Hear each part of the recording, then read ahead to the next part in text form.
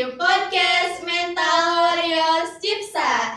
Nah, di mana kita sebagai ruang inspiratif yang akan membahas berbagai topik nih, yang pastinya menarik dan dengan narasumber yang sangat luar biasa. Saya Ariana dan rekan saya Afina, kami dari Tim Pencegahan dan Penanganan Kekerasan SMPN 1 Cipanas sebagai host Anda pada episode kali ini.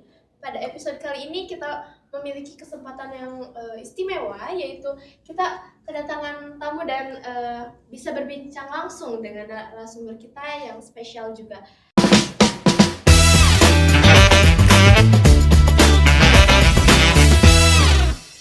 Selamat siang kakak. Ya, siang. Bagaimana kabarnya hari ini? Alhamdulillah baik, luar biasa.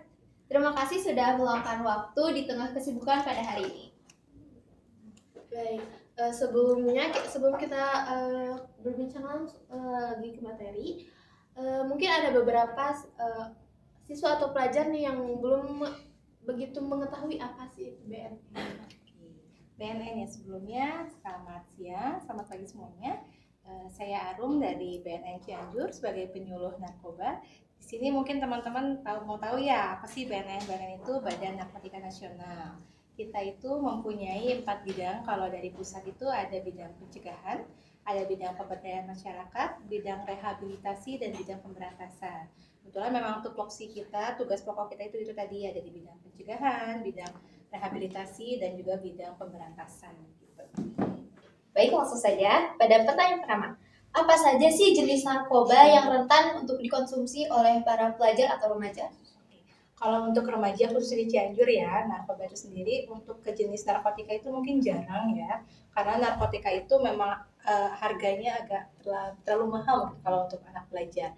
Biasanya yang sesuai dengan setelah kita dapatkan kasus itu, anak-anak remaja menyalahgunakan obat-obatan atau psikotropika, kalau banyak di Cianjur seperti itu. Mungkin kan karena kita itu masih pelajar nih, ketika kita mengetahui atau mulai curiga pada suatu orang dia itu mengonsumsi atau menyalahgunakan narkoba, bagaimana cara kita untuk melaporkannya ke pihak berwajib? Oke, kalau untuk di SMP 1 Cipanas ini kebetulan kan sudah PKS ya, MOU dengan BNN. Biasanya juga kalau sudah PKS atau MOU itu ada tim Satgas Anti Narkoba. Nah, kalian bisa lapor ke tim atau Satgas Anti Narkobanya. Misalkan ada kecurigaan nih terindikasi teman kalian yang mungkin menggunakan atau ke arah seperti itu, bisa kalian laporkan ke tim Satgasnya. Atau kalian juga bisa lapor mungkin ke guru konseling, wali kelas, atau guru yang kalian percaya lainnya. Lalu, mengapa sih pelajar itu rentan terhadap penyalahgunaan narkoba? Apakah lebih banyak dipengaruhi oleh keluarga atau lingkungan ataupun tekanan sosial? Oke, kalau misalkan dari alasan penyalahgunaan narkoba itu beraneka ragam ya.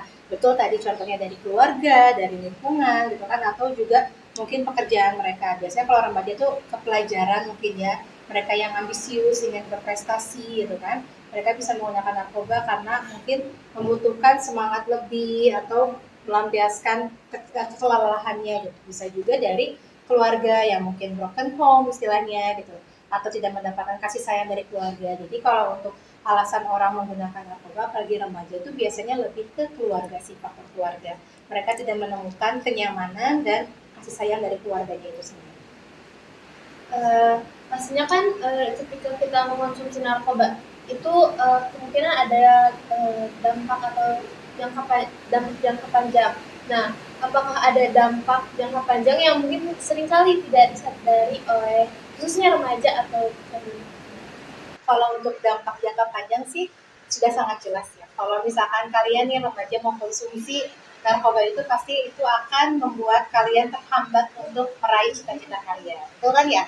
Jadi kalau misalkan kalian menggunakan narkoba ya harusnya mungkin kalian bisa melanjutkan ke sekolah menengah atas, kalian melanjutkan ke perguruan tinggi, meraih cita-cita kalian gitu kan. Kalau misalkan kalian mengkonsumsi narkoba, menyalahgunakan narkoba, lalu harus direhabilitasi atau misalkan amit-amit kalian di penjara, itu kan menghambat cita-cita kalian kan. Pendidikan kalian akan terhenti, masa depan kalian juga akan terhenti di situ gitu. Karena akan sulit lagi nanti memulihkan nama baik kalian. Memulai hidup barunya itu akan lebih sulit lagi. Jadi pesan saya kalau untuk remaja sekarang jangan coba-coba.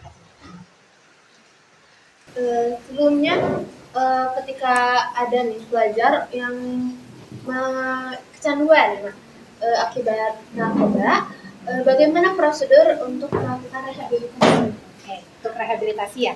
Jadi kalau misalkan tadi, misalkan memang udah ada terindikasi nih temennya sudah dilaporkan sama guru atau pihak sekolah, nanti pihak sekolah akan konsultasi tindak lanjut dengan kami dari BNN. Nanti kalau kita privasi akan terjaga, identitas siswa itu akan dijaga sama kita, akan dilakukan asesmen atau konseling dengan pihak rehab dari kita. Nanti sudah di asesmen, kita lihat seperti apa proses rehabilitasinya, apakah dia masih bisa proses rehab rawat jalan atau dia harus dirawat.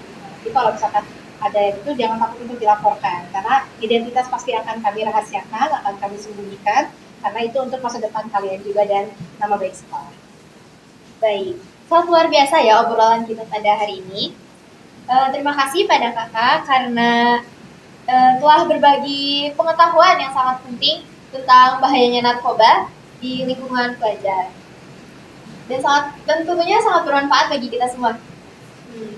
Dan jangan lupa untuk selalu menjaga diri kita dan di segala pergaulan bebas sehingga akan merugikan diri kita sendiri ya tentunya. Dan jika kalian suka pada podcast kali ini, jangan lupa share ke teman-teman kalian supaya banyak yang lebih terinspirasi nih.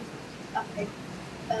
Tapi sebelumnya Kak Arum, apakah ketika Kak Arum mempunyai kesempatan untuk memberikan satu pesan singkat yang mungkin bisa diingat dan menjadikan inspirasi bagi siswa atau pelajar yang sehingga tidak terjerumus kepada narkoba, itu apa? Pesan saya satu ya, rokok itu adalah gerbang utama menuju narkoba. Jadi jangan coba-coba kalian merokok karena nanti akan kemungkinan terjerumus sama narkoba. Nah, ingat gitu ya. Mungkin cukup sekian episode kita kali ini. Jangan lupa untuk share kepada teman-teman kalian dan selalu ingat jauhi narkoba.